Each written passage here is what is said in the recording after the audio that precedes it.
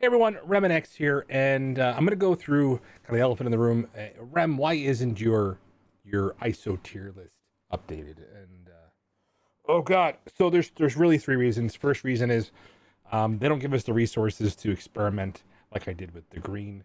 I really can't buy the ions at a reasonable cost to keep fluctuating between testing. I have done some testing. I have a bias towards skirmisher. And I really need to find another think tank that I can work with that'll help me overcome that bias. And I'll talk about that a little bit later. The other problem is I didn't like how the content creator community divided over ISO selections. That there was just some things that were so ingrained in stone that you were stupid if you didn't do things the way that this person told you. You're dumb. And the problem with that is I doubt most people sit there and think about turn order and buff strips and some of the interactions and more importantly the chance to fail when you needed to win. And I think and I hope that I give the best advice. So you're going to see things on my roster that are just unpopular because it makes sense for how they work, what they do, and ultimately may wind up being changed when 4 and 5 come out. So let's talk about some of the recommendations, and I think the reason why I love Skirmisher. And you guys can tell me I'm wrong in the comments, and I am looking to recruit some more people to help me with the ISO tier list. So let's start with the basics of Skirmisher. Now, Skirmisher on its own provides a base damage increase of 10% on the mark target, but that is not all it provides. As you level it up, it actually adds a significant portion of buff removal and therefore can get you behind taunts. It also enables the striker skirmisher combo. And in the final piece of the puzzle, it is one of the largest stat increases that you can get when you're talking about bonus focus. And why is focus so important? Well, when the G13 to G14 jump happened, the amount of focus we were getting from level 75 was absurd. The amount of focus you were getting from G14 was insane. And more importantly, it was changing the way that what we expected to have happen in battle was as intended. So the problem with that is if you were expecting a certain interaction, a buff to clear, a debuff to land, and it wasn't happening, you would lose the fight. And it was indicative of the major power creeps that happen in this game. So what Skirmisher does for me is it allows for multiple buffs to get cleared.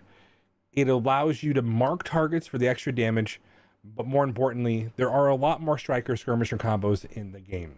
That being said, the striker combination is another very valuable choice. And so striker, as it gets higher up in level, and you guys will know this if you guys have attempted a Doom raid at all, when you start fighting an ISO 5 Thanos, who does a 500k ISO attack to follow up after he hits you for 125k, and then his ISO attack takes into account his 2.25 million hit points and just deletes you. And so this is something that you know, as far as striker goes, there's a high percentage of base stats at level 5. This is something that we're really looking at, the idea that it's going to suddenly give you additional health steal for this damage. And the higher that the health goes, which is something that is happening inside of Marvel Strike Force, the health pools are getting much higher. This is going to be a bigger deal. So strikers and skirmishers are my favorite. And then it's probably Raider. And Raider is one of those because it actually allows you to mark multiple targets. It allows you to potentially use some of the striker attacks. So we'll look at a team that's kind of an unpopular choice, and I kind of showcased it in the 2.3 raid, showing the way that I use it specifically, and we'll go right through it right now.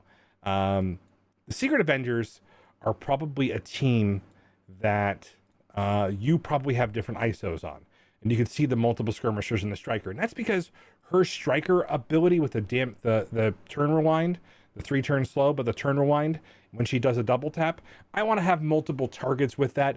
Plus, they're getting me behind.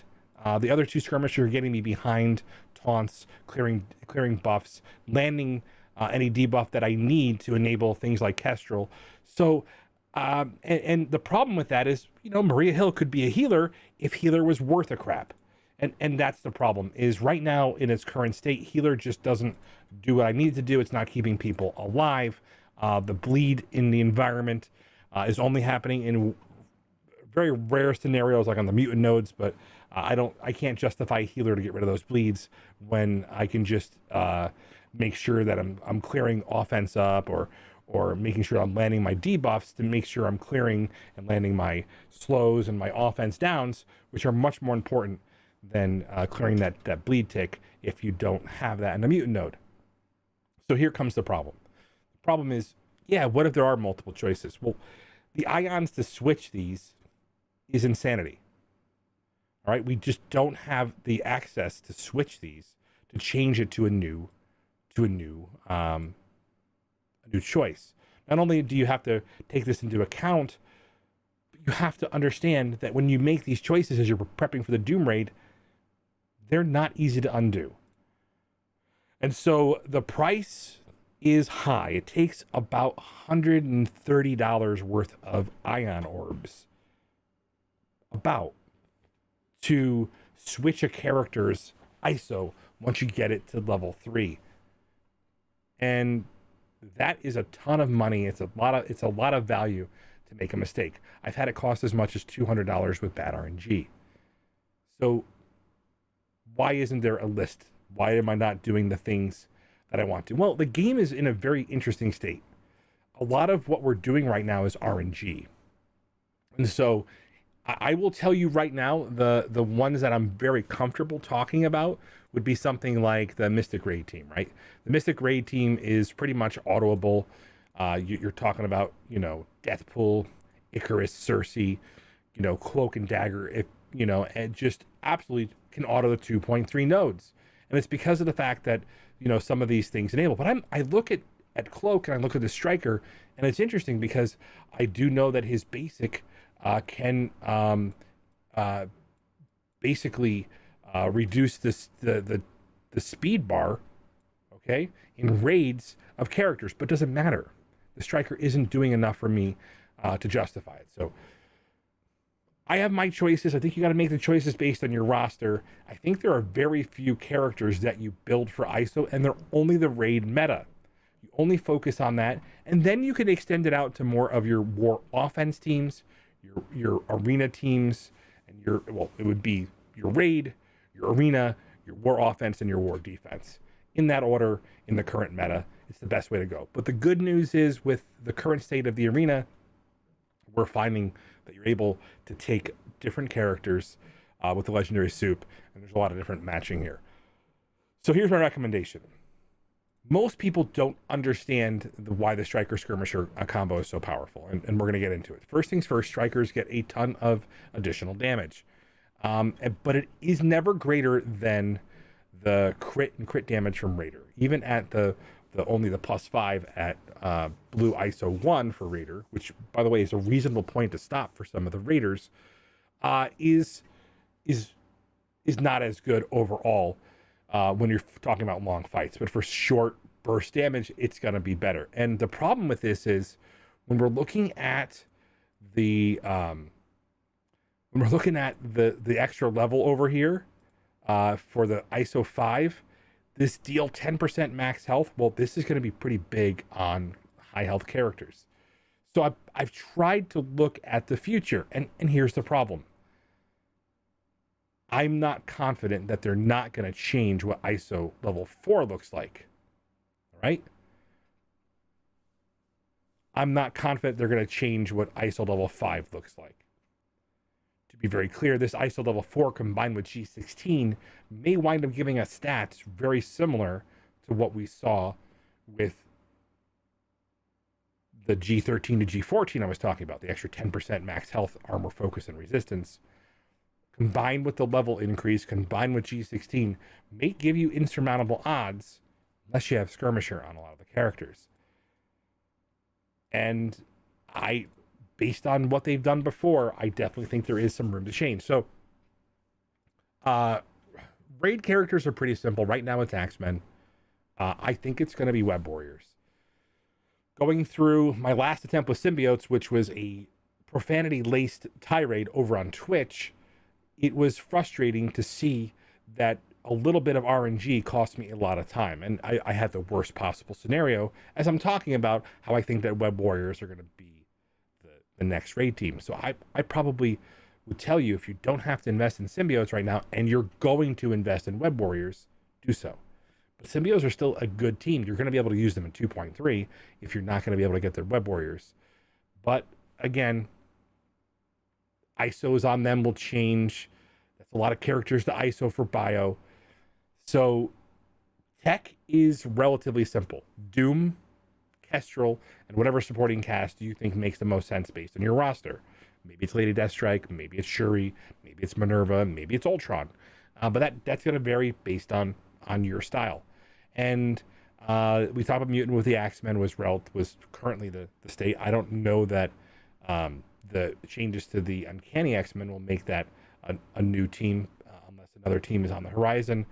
And then we're talking about skill. The Secret Avengers feel good, but they still feel like they're missing an element. Shang-Chi does a great job, but there's still, you can see how it could still go south pretty easily, as I feel like a lot of people in 2.3 aren't one-shotting all the nodes every day.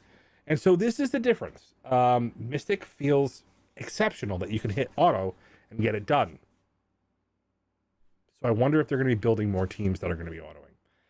So last piece of the puzzle. When it comes down to ISOs, the guide is going to get updated based on what I know and what's in the system. I'm looking for a few good folks to help keep me grounded and make sure I'm not skirmisher biased when I'm making my selections, because I was looking at them and I think 70% of my characters were skirmisher and strikers, and I think I had like 4 healers, maybe 5 fortifiers, and the rest were all raiders. And so this is something that I think is the reason why I haven't finalized this all together. Again, as we see more characters come into the game and these changes, and hopefully get the announcement on how ISO 4 and 5 are coming to the game, we can get this updated. Thanks for watching. I do things that you don't have to. And yes, I did spend quite a bit of resources on some of these ISO choices. You'll see this in the sheet because I'll make notes on stuff that was tested so you guys can take some consideration and understand the process behind this. See you soon.